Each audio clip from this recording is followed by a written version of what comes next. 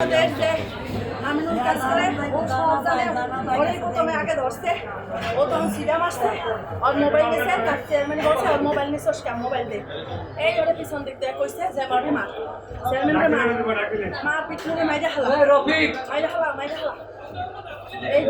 যেই হারিসের লোকরা ধরছে এই 10 মিনিট পরে হারিস আইছে এসে ওরে হালে যাই ওদের ধরছে কইরা ওরতে ভাঙা পাও এই ভাঙা পাও ধরে বলে মুছাইছে ও আমার গাড়িতে বসে বলছে হারিস মুছাইছে পাও ধরে মুছাইয়া ওর বুকের উপর মালা দিয়া বলছে এই তোর বাপকে ও বলছে আমার বাপ দমন বহ আমার বাপ দমন বহ বলছে কিসের দমন বহ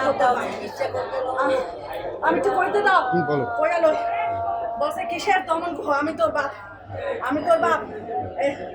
বন্দুক বাই করছে ওরে মারবে এই জায়গা দিয়ে ছাড়াই আনতে গেছে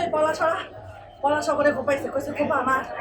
ওই পলাশাওয়ালাদার আর কে আছে মেরে আমি জানি না ওই তাড়াতাড়ি নিয়ে গেছে হাসপাতালে আমরা বাড়ি দিয়ে সাথে সাথে গেছি খবর পাইয়া এমার্জেন্সিতে ঢুকাইছে এই ঢুকানোর পর ওই জায়গায় লোক পাঠাইয়া ওই জায়গায় আমার দেওয়ার ছিল পিন্টু বাইরে গেছে পরে অ্যাম্বুলেন্স ঠিক করতে গেছে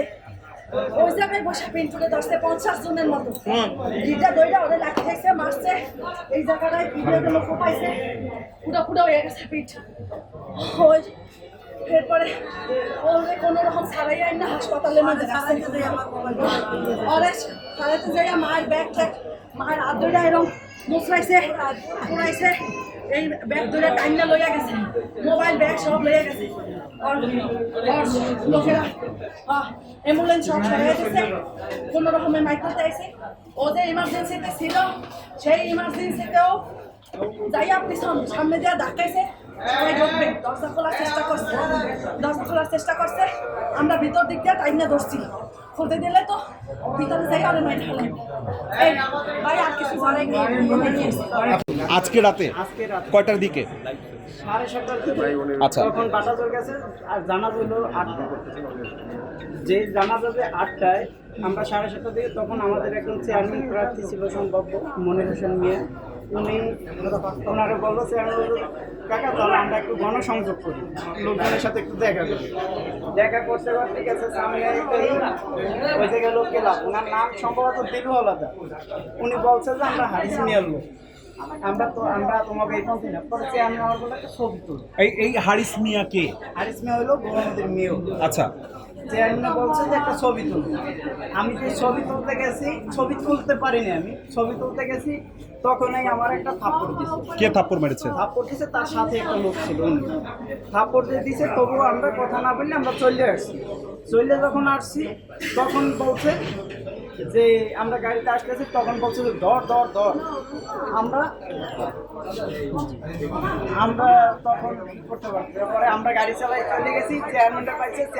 পাইছে প্রথম, একটু পরেই হারিস মিয়া চলে আসছে, হারিস মিয়া চলে আসার পরে ওরে কুপা ওরে মারিয়ে ফেলা। চেয়ারম্যানটা জিজ্ঞাসা তোর বাপ কি, পরে কয় যে আমার বাপ কালিয়ে দমন করবো, সে বলছে যে না আমি, এই কথাটা চেয়ারম্যান আমার কাছে বললে গেছে, চেয়ারম্যানে বলছে যে তুমি এই কথাটা বললো যে আমার এরকম কথা বলছে,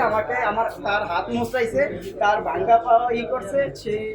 গুলি বের করে তারপরে কোপাইছে, গুলি করে নাই কিন্তু কোপাইছে, ডান হাত মোচড়াইছে, ভাঙ্গাতে পা মোচড়াইছে, পরে আশা করি হাসপাতাল যখন নিয়ে যাওয়া হয়, হাসপাতাল তো আটকাই দেওয়া হয়, তা না হয়তো তার লোকে তো মারিয়ে ফেলাইবে। তার ভাই যখন দেখতে যায় তাকে, তার ভাইরে 50-60 জন লোকে মিললে পাড়াইছে লাইতেছে পিন্টু গুহুকে 50 জন লোকে মিললে পাড়াইছে লাইতেছে। এইখানে আপনারা কতজন আহত অবস্থায় আছেন এখন? আহত এখন 3 জন আছে। এখানে 3 জন আছেন? হ্যাঁ।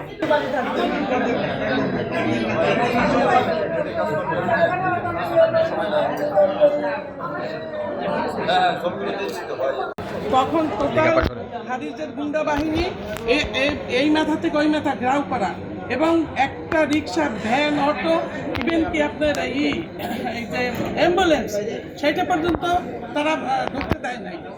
তারপরে আমার গাড়ি যখন ঢুকছে, আমার গাড়িতে আমার ওই ছোটো ভাই আমার সামনে আসছিল, ওর হাত ধরে এরকম টান দিয়েছে, যে টান দিয়েছে আমি লাফ দিয়ে নামছি, নামার পরেই ওরা এসে আস্তে একটু পাশে গেছে, আমি গাড়ি টান মাইরে ভিতরে দিয়ে উনি নিয়ে চলে এসেছি, কিন্তু আমি এসে মাহেন্দ্র তোরে পাঠিয়ে দিয়েছি আমি গাড়িতে। হারিসের বিরুদ্ধে নির্বাচন করছেন, এটা কি তার হ্যাঁ, কারণ? এটাই তার কারণ। হারিসের বিরুদ্ধে এবং ও এই যাবত এই গুন্ডা বাহিনী দ্বারা বহু মানুষের অত্যাচার করা হয়েছে, গুলি হইতে শুরু করে অনেক কিছু হয়েছে। হারিসের বিরুদ্ধে নির্বাচন, এই নির্বাচনই হলো ওদের এই ওরাই